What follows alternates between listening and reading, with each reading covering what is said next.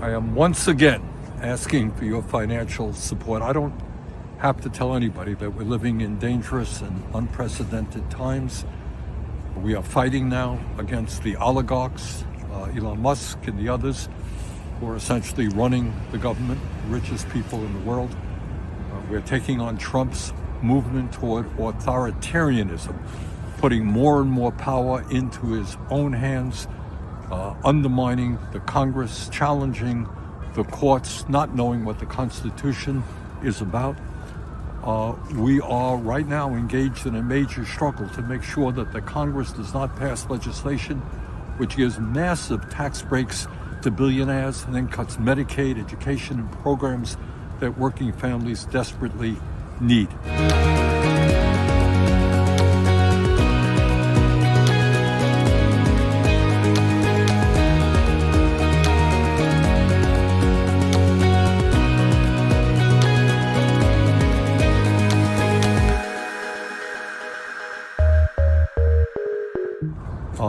I am going to be running around this country along with others to rally the American people, to continue the fight for justice, to stand up to Trump and the authoritarianism that we are seeing.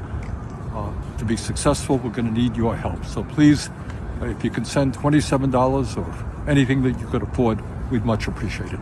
Thank you very much.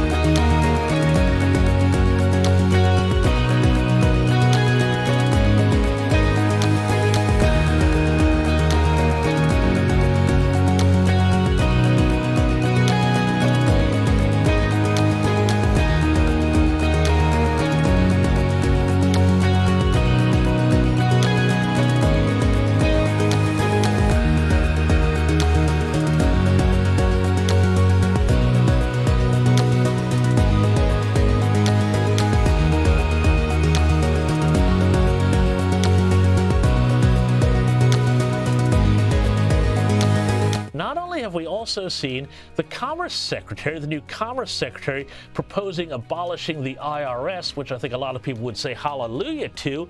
But there's also been the possibility floated of a DOGE dividend, possibly $5,000 given back to people, given back to taxpayers in savings. What do you make of this? Is this a political stunt, or is there a potential that people could start to really get some money back that's been wasted? Well, as a U.S. taxpayer, I'm all for this, James. Yeah. $5,000. Wow, that, I'm a journalist. That could really help me out. But no, I think, is it a political stunt? I don't know. But what I do know is that this money, billions of dollars are wasted by Washington every year. And, we've seen some of the evidence of that with the APA that we just talked about and with all these other agencies. What a tangible measurement of that would be giving taxpayers some money back to show them, hey, we actually care about what we're doing with your money, and we're going to find this waste and we're going to give some of it back to you. I think it's an excellent idea. I think it's a genius idea, really. Of course, liberals are freaking out because there's no money that they know about that they don't want to spend. Imagine, $5,000 per taxpayer. They've got lots of, ideas for that. But I think it's a great idea. It would really show that this government, this administration is all about giving you your money back that's been wasted by Washington for years. And of course, 5,000, more than that is wasted every year, but it would certainly go a long way towards helping. And it would certainly juice the economy as well. And it would send a great message, that the gravy train is over for all of these non-productive outfits out there, the NGOs and all of that stuff doing all the nonsense I spoke about earlier. But I also have to ask you about this, too. This story fascinates me.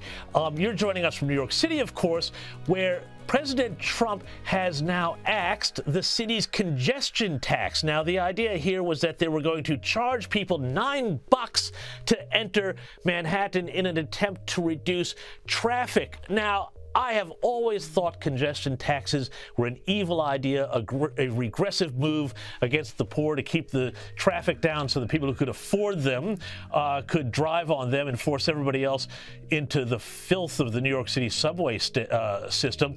But don't take it from me. As a person who actually lives in New York City, Kelly, what do you reckon, and what has been the reaction of Democrats, and particularly, I think, the state governor, Kathy Hochul, to this idea that Trump is going to swoop in and, God forbid, take a tax off of New York's working class?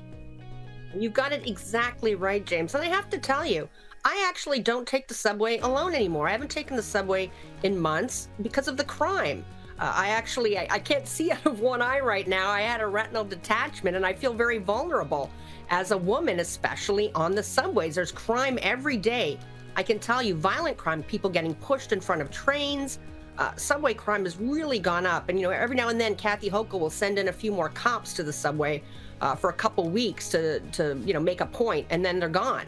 So it's kind of incredible that they are, this congestion tax, and it's actually hurting people like me who there's a fee every time I take a cab or an Uber. And I can tell you, all of the cabbies and Uber drivers I've talked to hate that tax, and I'm sure they're overjoyed it's gone because, again, exactly, it's the working people that it hits the hardest. It's not the rich people who can afford the expensive car services. They can afford, to pay an extra $9 every time they go in and out of Manhattan. It's people like me and, really working class people who need to get to their jobs.